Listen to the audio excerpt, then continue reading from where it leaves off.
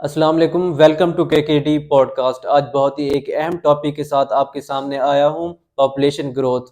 Previous video میں آپ کو میں نے بتایا تھا واٹر کرائسس، اور اس کے ساتھ یہ لنکڈ ہے پاپولیشن گروتھ۔ پاپولیشن گروتھ ایک تھیوری بتائی تھی، مالٹس تھیوری۔ 1796 میں ایک ریسرچر نے یہ تھیوری پیش کی تھی کہ اگر انسانوں نے پریونٹیو چیکس نہ لگائے اور آبادی کو کنٹرول نہ کیا تو قدرت پھر اپنا ایک نظام بنائے گی جس میں آبادی کو کنٹرول کیا جائے گا، جس میں قحط سالی اور بہت سارے قدرتی آفات ہو سکتے ہیں۔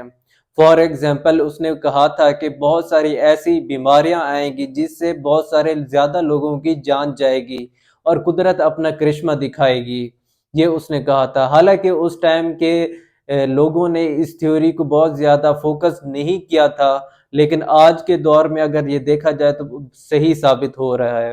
جیسا کہ آپ کو پتہ ہے کہ پاکستان کی آبادی، پاکستان جب بنا تھا 3 کروڑ تھی، اور اس ٹائم آبادی 23 کروڑ ہو چکی ہے۔ کیونکہ آبادی کا آپ کو پتہ ہے کہ 1 سے 2، 2 سے 4، 4 سے 8 اور 8 سے 16 ہوتی ہے۔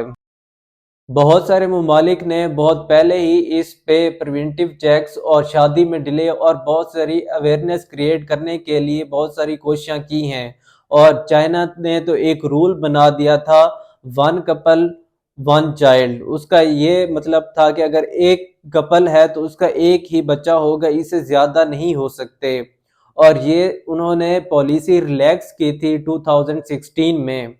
اس وقت اگر پاکستان کو دیکھا جائے تو سب سے مسئلہ پاپولیشن کا یہ ہے کہ جیسے ہی پاپولیشن بڑھتی ہے تو وسائل اس طرح سے نہیں بڑھتے۔ وسائل کا کیا ہے، 1 سے 2، 2 سے 3، 3 سے 4 وسائل اس طرح بڑھ رہے ہیں، اور پاپولیشن آپ کو پتہ ہے کس طرح بڑھ رہی ہے۔ اگر دنیا کو دیکھا جائے، جتنے بھی مسلمان ممالک ہیں ان پہ پاپولیشن کا کوئی کانسیپٹ نہیں ہے، کیونکہ آپ کو پتہ ہے کہ عرب ممالک اتنے ریچ ہیں کہ وہ پاپولیشن کو نہیں مانتے، پاپولیشن گروتھ کو نہیں مانتے، فیملی پلاننگ ان کے کانسیپٹ میں نہیں ہے۔